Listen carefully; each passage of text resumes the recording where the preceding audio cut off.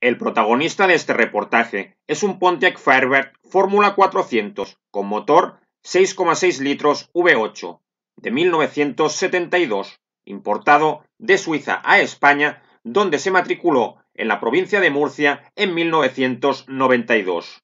Este modelo no se fabricó por mucho tiempo y la versión Fórmula 400 es considerada por muchos como una de las mejores y más valoradas.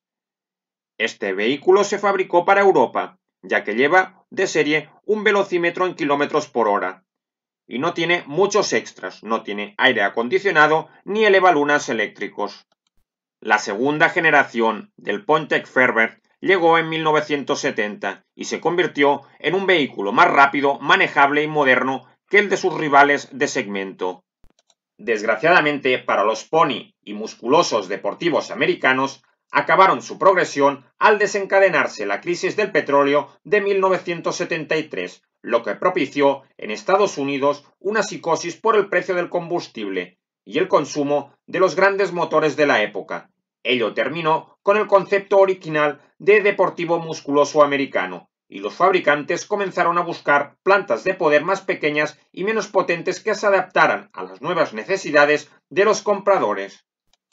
El debut de la segunda generación para el modelo de 1970 se retrasó hasta el 26 de febrero de 1970, debido a problemas de ingeniería y de herramientas.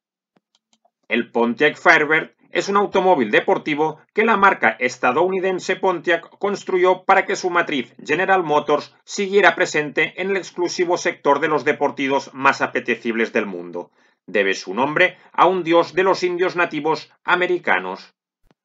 En Europa, el Pontiac Firebird Fórmula 400 tenía el inconveniente del alto consumo de combustible, que podía llegar perfectamente a los 33 litros a los 100, combinando la circulación en ciudad y en autopista. El consumo en carretera oscilaría entre 17 y 20 litros, baremos similares a los del Dodge 3700 con motor de 6 litros. Además, la presión fiscal que castigaba a cualquier conductor europeo con elevada cilindrada fue un inconveniente para aumentar el número de compradores. En América, mucha gente podía comprar este vehículo. En cambio, en Europa solamente podían adquirirlo gente adinerada.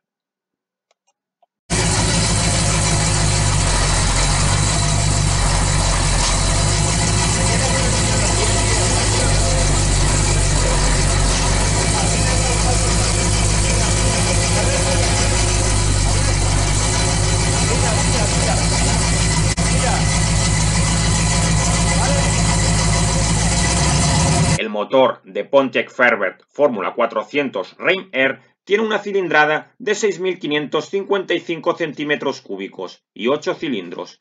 Cada cilindro dentro del bloque del motor tiene dos válvulas. Los cilindros están dispuestos en V. Su diámetro y la carrera del pistón son respectivamente 104,65 milímetros y de 95,25 milímetros. La relación de compresión de este motor es de 10,50 a 1. Además, este motor atmosférico con aspiración natural, compresor de aire, es de tipo OHV, válvula en cabeza con cárter húmedo, como un sistema de engrase. Él se instala en posición longitudinal en la parte delantera del automóvil. El par máximo torque y la potencia máxima alcanzada por el motor son respectivamente 583 newtons a 3.400 revoluciones por minuto y 350 caballos a 5.000 revoluciones por minuto.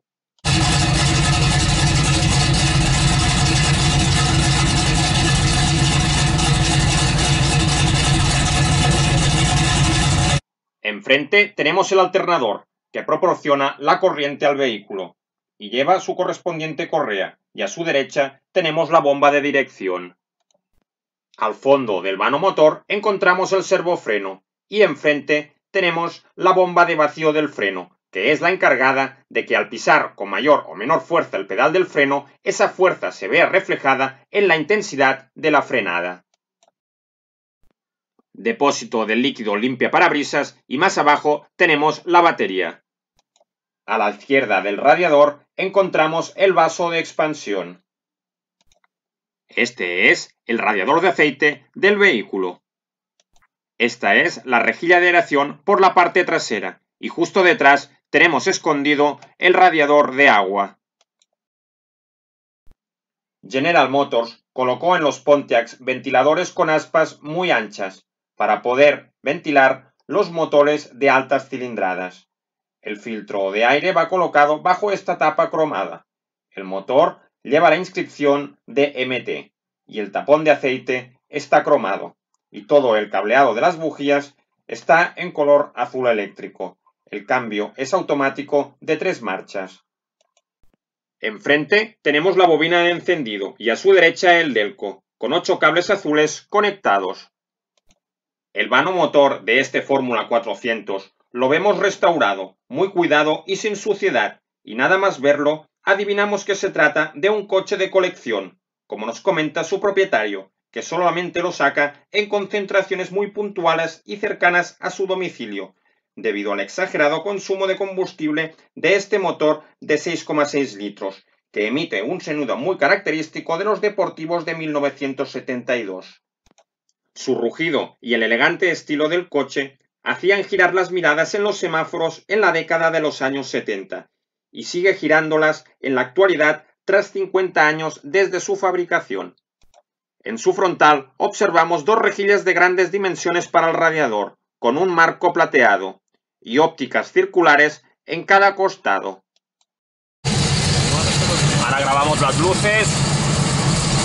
Es un coche totalmente americano. Nos comentan que se han cambiado los faros delanteros.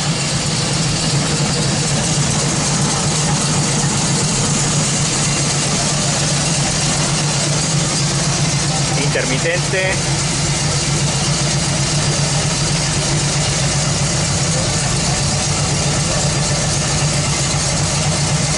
Aquí eran los intermitentes de los coches americanos. Es un coche de 1972.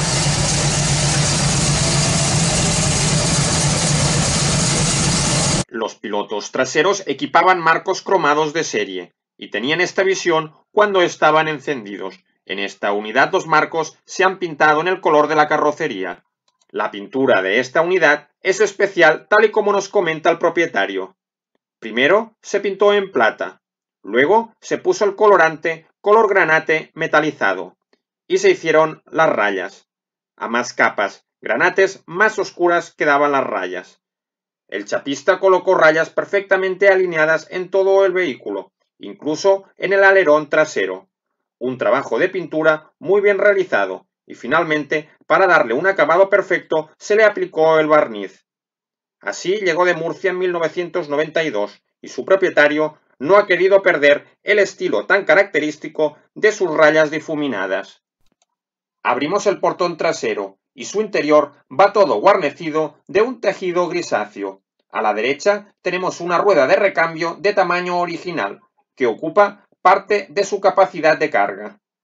Es un maletero con mucha profundidad y anchura, lo que permite cargar equipajes para largos viajes y desplazamientos.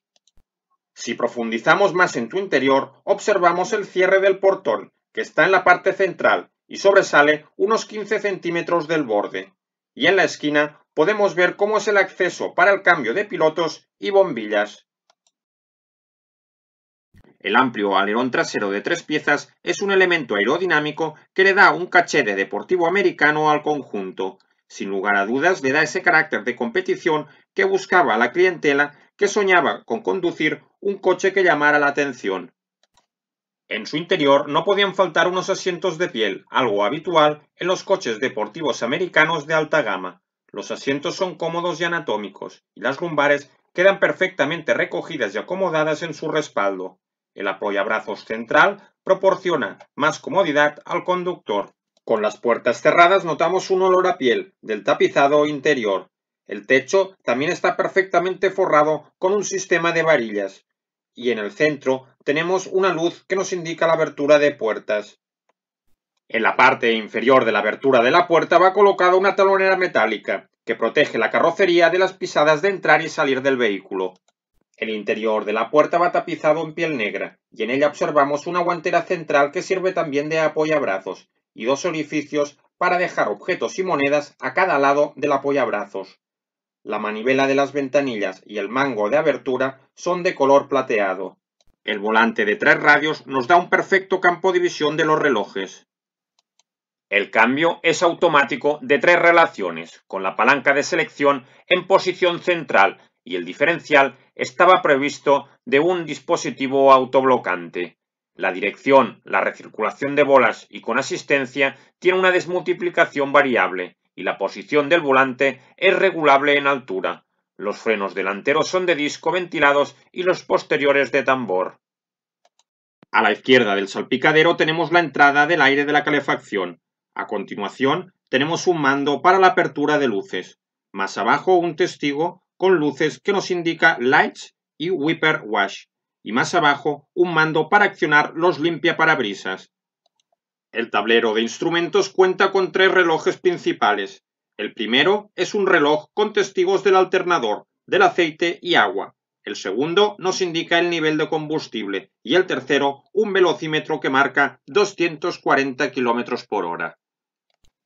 En la consola central tenemos 4 relojes más. El primer reloj es la presión del aceite, el segundo la temperatura del anticongelante, el tercer reloj un cuentakilómetros con GPS y el cuarto reloj un voltímetro de batería. Los dos últimos son actualizaciones más modernas. Más abajo tenemos 2 palancas, el defrost para desempañar los cristales y la segunda palanca es el warm, que es la calefacción. A la derecha tenemos una guantera de grandes dimensiones y sobre ella tenemos un agarrador para el acompañante del vehículo. La radio es moderna y se ha añadido un cuentarevoluciones y una calavera en el cambio le da un estilo personalizado a gusto del propietario. Las puertas son gruesas, robustas y pesadas, pensadas para dar más seguridad a los ocupantes del Fórmula 400 en caso de impacto lateral. El interior va equipado con un extintor y la carrocería está fabricada por el carrocero Fisher, tal y como vemos en la placa de Fisher colocada sobre la talonera de puerta. El habitáculo es un 2+2 plazas, lo que puede parecer poco al considerar las dimensiones exteriores. Los asientos delanteros están muy bien diseñados, pero los respaldos no son regulables en inclinación. El parabrisas delantero lleva incorporado la antena de la radio. La visibilidad del conductor queda algo restringida por el capó delantero, ya que las 2 entradas de aire están sobresalidas. La visibilidad trasera tampoco es fácil, debido a la poca altura de la luneta trasera. En la parte superior del salpicadero tenemos 2 amplias entradas de aire. El salpicadero no presenta grietas y se halla en perfecto estado de conservación, por lo que deducimos que es una unidad muy cuidada y que no ha estado expuesta al sol. Los cinturones de seguridad van sujetos al techo, con un sofisticado sistema de sujeción. Estos cinturones estuvieron de moda en los deportivos en la década de los 70. Los 2 espejos exteriores son realmente funcionales, porque tienen un estilo aerodinámico y están dotados de un campo de visión muy amplio. Este vehículo equipa marcos cromados al borde de las ventanillas. Cromados también en la maneta, en las llantas. Un alerón formado por 3 piezas. Una pieza, 2 piezas y 3 piezas. Pilotos traseros. Logo de Pontiac justo en el centro de la zaga trasera. Y en el centro una matrícula mucho más pequeña. El marco de las puertas no está protegido por ningún vierteaguas, lo que constituye una solución extremadamente agradable para el efecto estético, pero cuyos inconvenientes aparecen claramente cuando se abre la puerta bajo la lluvia. Hacemos la prueba del cierre de la puerta y el coche responde perfectamente con un cierre suave y cerrando a la primera, demostrando una vez más que se trata de una unidad de coleccionista. En ambos laterales de las ruedas descubrimos unos grandes orificios que servían para ventilar la parte mecánica y los discos de freno delanteros. De delantera lleva ruedas 225/60 R15. Las ruedas traseras son americanas, son mucho más anchas. Numeración americana H50/15. En la parte trasera lleva frenos de tambor. La suspensión estándar es una combinación bellamente diseñada de rendimiento y comodidad.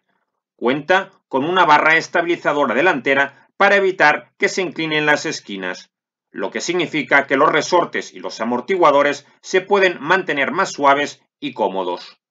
Eso, más el mayor recorrido de la suspensión que hacen posible los asientos traseros, da como resultado un andar que simplemente no esperas de un auto deportivo difícil en las curvas.